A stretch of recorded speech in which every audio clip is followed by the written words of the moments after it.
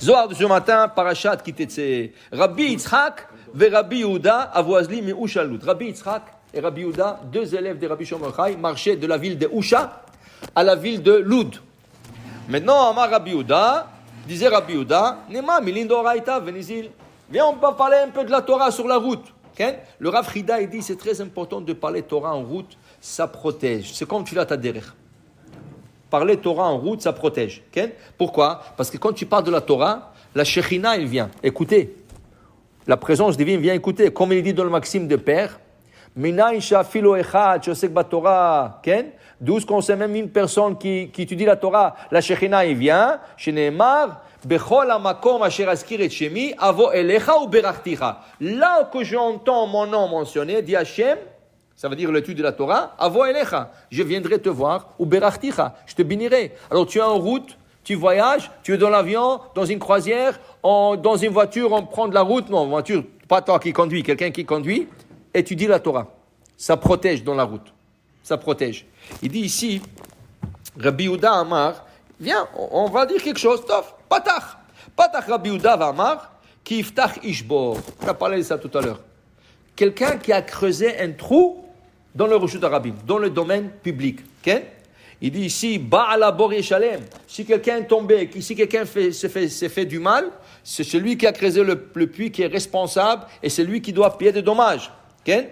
Alors il dit ici, si pour un trou comme ça, la Torah a responsabilisé cette personne, à plus forte raison, mandav ish alma, celui qui fait du mal spirituel aux gens, qui fait des péchés, et à cause de ce péché à lui, tout le monde souffre. La Gemara dit par exemple, quelqu'un, il mange sans bracha.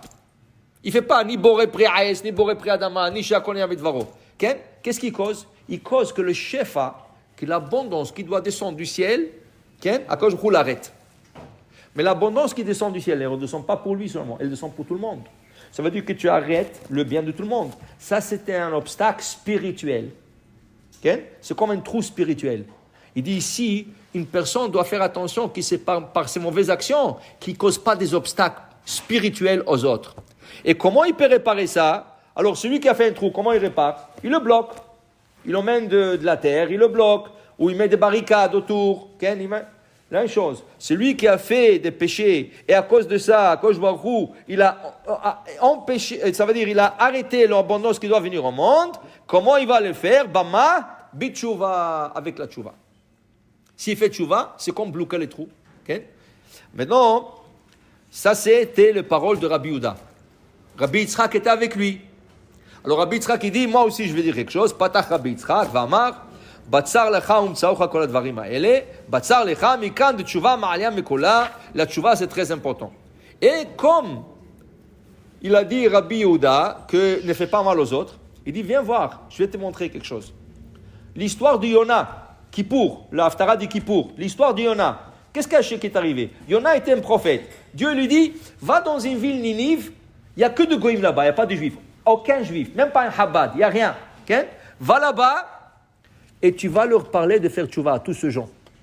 Dis quoi? Moi, je veux aller chez des goïms leur faire tchouva? Il y a plein de juifs qui n'ont pas encore de la tchouva. Qu'est-ce que moi j'ai à faire avec des goïms? Moi, je ne vais pas là-bas. Il veut se sauver de Dieu. Alors il va, il prend une croisière qui descend un bateau, qui va aller en mer pour faire des affaires, les gens qui voyagent outre-mer. Il prend, il paie son billet, il rentre dans sa cabine, il dort. En pleine mer, une tempête, ils ne savent pas qu'est-ce qui est arrivé. Il y avait plein de gens, plein de religions, chacun avec sa religion. Ils ont dit, on va faire un tirage au sort. Chacun va appeler son Dieu, peut-être. Ils ont vu, ils ont dit, ok. Entre-temps, le capitaine, il a fait le tour du bateau, il trouve Yona en train de dormir. Malecha Nirdam, toi, qu'est-ce que tu dors? Quelle religion vous êtes, Bechlal? Il dit, moi je suis juif. Ah, tu es juif? Mais on est tous en train de discuter. Il dit, non, ne vous en faites pas, je sais que c'est mon problème. Moi, c'est à cause de moi cette tempête. À cause de toi, qu'est-ce que tu racontes? Oui, il dit, je suis en train de me sauver de Dieu. Il dit, qu'est-ce que tu racontes? Il dit, écoute, ne pose pas trop de questions. Prenez-moi, jetez-moi dans la mer, tout va se calmer. Il dit, Chas v'shalom, on ne va pas jeter un homme dans la mer. Il dit, je te dis, jetez-moi dans la mer, tout va se calmer. Donc, ils voyaient qu'ils n'ont pas le choix. C'est écrit là-bas qu'ils ont essayé de ne pas le faire. Ils ont tout essayé, ça n'a pas marché. Ils n'avaient pas le choix, ils l'ont pris, ils l'ont jeté dans la mer. Dès qu'ils l'ont jeté dans la mer, la tempête s'est arrêtée. Alors ils étaient tous sauvés. Qu'est-ce qu'on lit? Qu'est-ce qu'ils ont fait? Ils ont tourné le bateau, demi-tour, à Yafo, au port de Yafo, et ils sont partis à Jérusalem apporter sacrifice à Dieu pour lui remercier. Dieu d'Israël, c'était des goïms. Ils ont dit, waouh, regarde qu'est-ce que Dieu a fait pour attraper celui-là. Lui, qu'est-ce qu'il a fait? Lui a été avalé par une baleine. La baleine l'a jeté exactement où Hachem voulait qu'il soit, à Nénive. Il arrive à Nénive, il leur dit, Tchouva, le roi, waouh! Tout de suite, le roi, il a décrété un jeûne, 3 jours. Hommes, femmes, enfants, animal. Tous à jeûner. Okay? Et Baruch Hashem, Ninvé a été sauvé. Combien de gens avaient à Ninvé? C'était la plus grande ville au monde. C'est comme le New York. 120 000 habitants. Il n'y avait pas 120 000 habitants dans une ville à l'époque. Tu parles de 3000 ans. Okay? Dieu a sauvé toute cette ville. Il dit, regarde, dit Rabbi Yehuda, regarde. Rabbi Yitzhak, regarde. D'abord, il allait noyer Yona. Il se sauvait d'Hachem. Il allait noyer le bateau à cause de lui. Et tous les gens qui avaient sur le bateau allaient couler. 2, la ville de Ninvé allait être détruite complètement. 120 000 habitants. 120 000 habitants, imagine-toi. Tout ça parce qu'il veut sauver de Dieu. Alors, si Hachem veut sauver, pourquoi tu empêches? Okay? Alors, pour te dire, regarde, un homme fait quelque chose, tout son entourage peut souffrir directement, et toute une ville, dans quelque part, peut souffrir. Pour te dire, tu ne te sauves pas de Dieu, et quand tu fais tchouva, tu sauves ton entourage, et tu peux sauver ta ville, ou une ville.